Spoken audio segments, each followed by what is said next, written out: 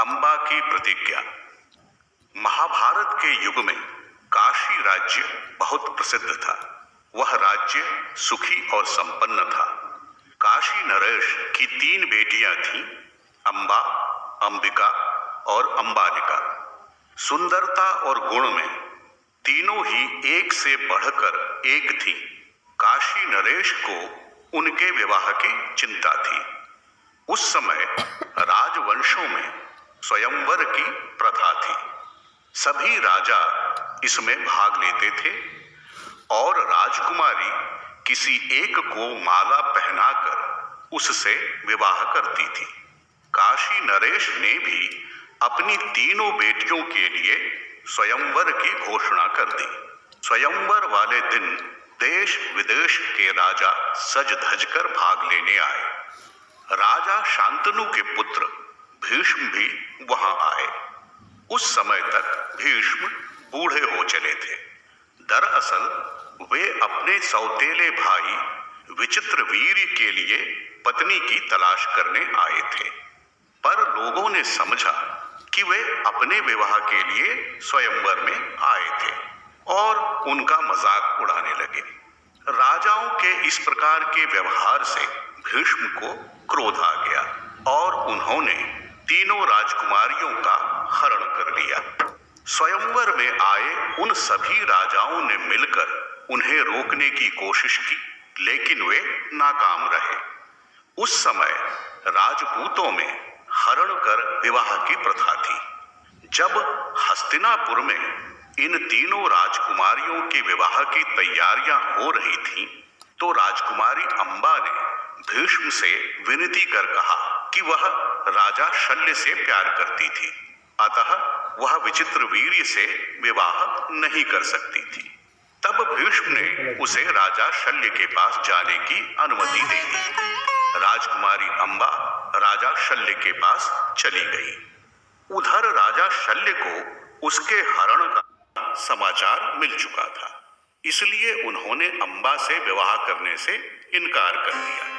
उन्होंने कहा कि जिसने उसका हरण किया है वह उसी से विवाह करे। अम्बा ने राजा को सब कुछ बताया, बहुत मनाया, लेकिन राजा शल्य का दिल नहीं पसीजा। अम्बा अत्यंत दुखी हुई। वह घर बार छोड़कर तपस्वी लोगों के आश्रम में रहने लगी। एक दिन की बात है, होत्रवाहन नामक एक तपस्वी उस आश्रम में पधारे। वे रिश्ते में अम्बा के नाना लगते थे। अम्बा के बारे में जानकर उन्होंने उसे परशुराम जी के पास जाकर मदद लेने को कहा। सौभाग्य से दूसरे ही दिन परशुराम जी भी उसी आश्रम में पधारे। होत्रवाहन ने परशुराम जी को सारा मामला कह सुनाया।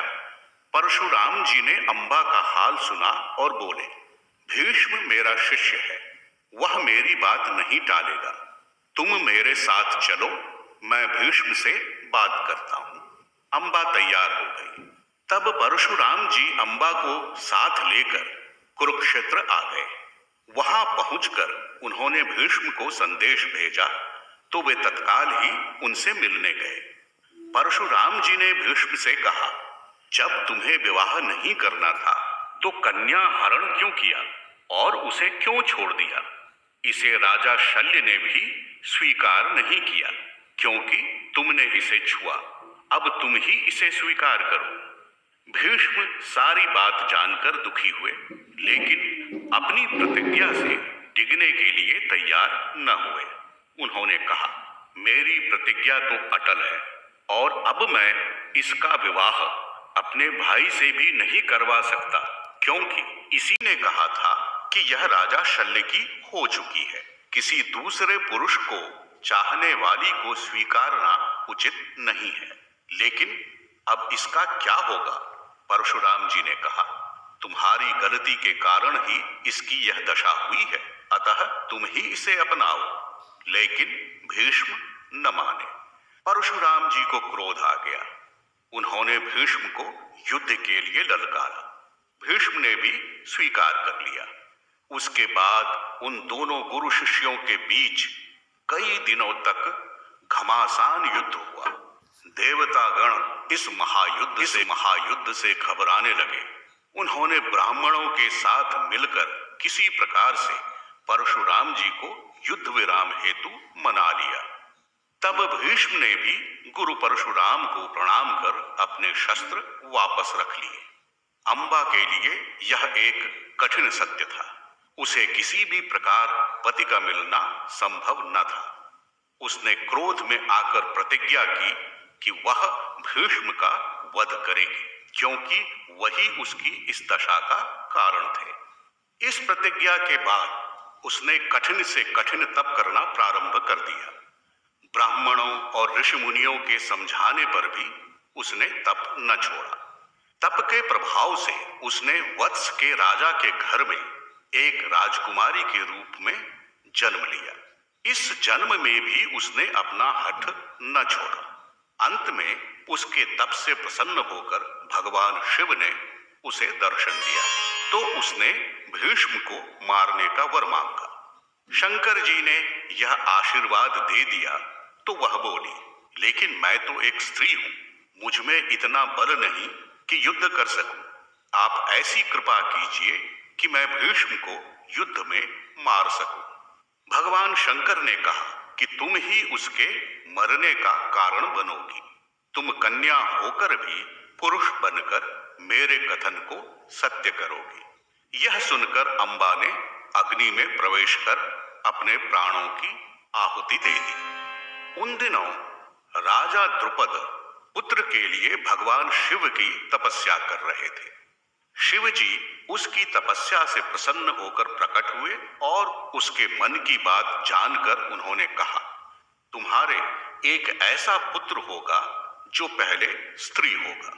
कुछ समय बाद महाराज द्रुपद के यहाँ अंबा एक कन्या बनकर पैदा हुई। राजा द्रुपद ने प्रजा को कहलवा भेजा कि उनके पुत्र हुआ है। उसका नाम रखा गया शिखंडी।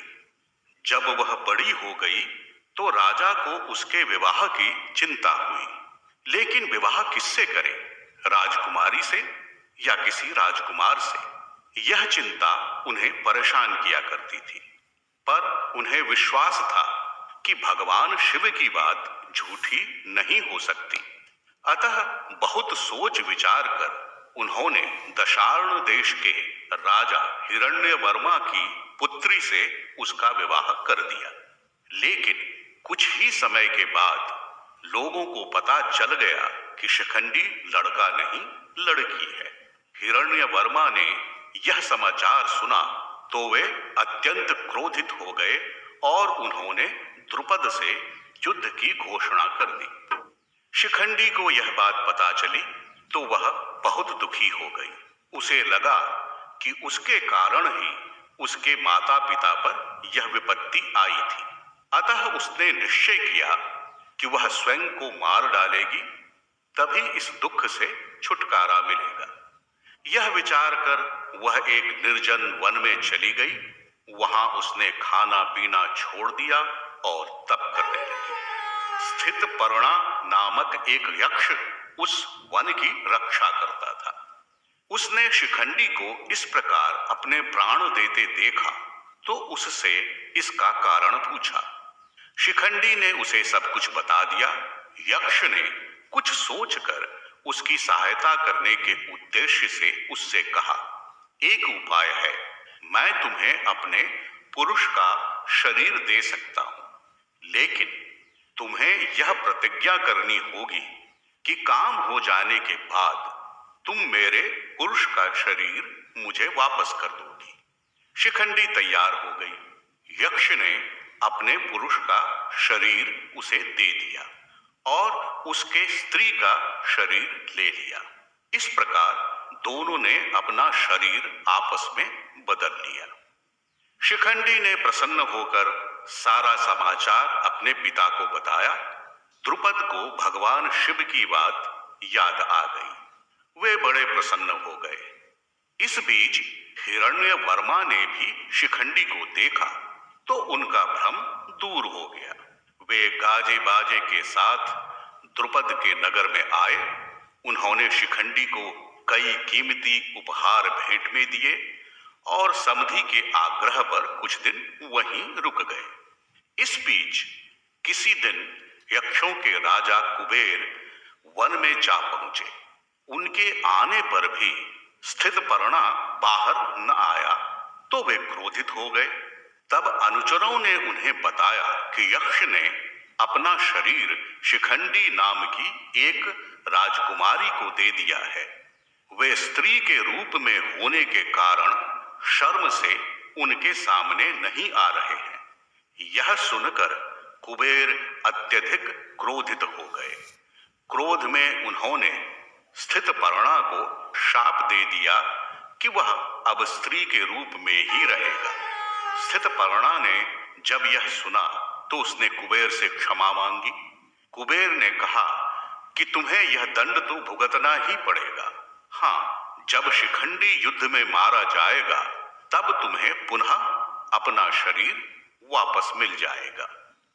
इधर हिरण्यवर्मा के अपने नगर वापस जाते ही शिखंडी स्थितपर्णा के पास पहुंचा। तब उसने कुबेर के शाप वाली पूरी बात बता दी। उसकी बात सुनकर शिखंडी प्रसन्न होता हुआ अपने नगर वापस आ गया। वह अपनी प्रतिज्ञा को याद कर भीष्म को मारने की प्रतीक्षा करने लगा। जब महाभारत का युद्ध हुआ तब भीष्म ने कौरव सेना की कमान संभाली। उन्होंने पांडवों की सेना को पूरी तरह से पराजित करना शुरू किया। तब पांडवों को यह बात पता चली कि भीष्म शिखंडी को सामने देखकर युद्ध नहीं करते। दरअसल भीष्म को पता था कि शिखंडी स्त्री थी। वे किसी स्त्री पर कभी वार नहीं करते थे। इसका लाभ उठाकर अर्जुन ने भीष्म को बाणों से बींध दिया। इस प्रकार राजकुमारी अंबा ने अपनी प्रतिज्ञा पूरी की और भीष्म के वध का कारण बनी।